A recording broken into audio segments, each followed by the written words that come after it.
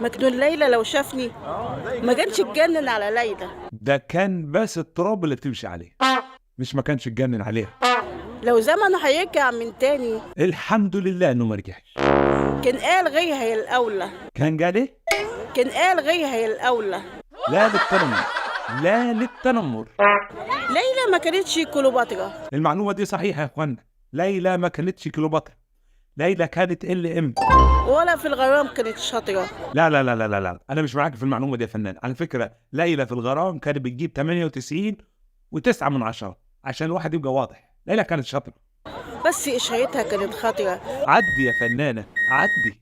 لو ليلى في زماننا حاضرة كان سابها وكان جالنا برجليه. ها؟ لا للتنمر، لا للتنمر. وما تقولش كيس اتجنن ليه. لا بكى، لا لا لا لا بكى، لا كيس مين بكى؟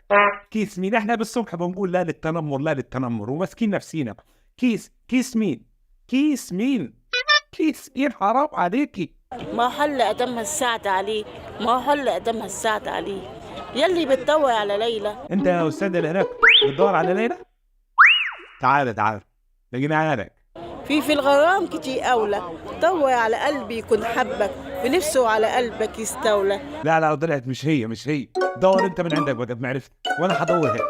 ده مجنون ليلى لو شافني كانش اتجنن على ليلى. بس كفايه كده. لا للتنمر.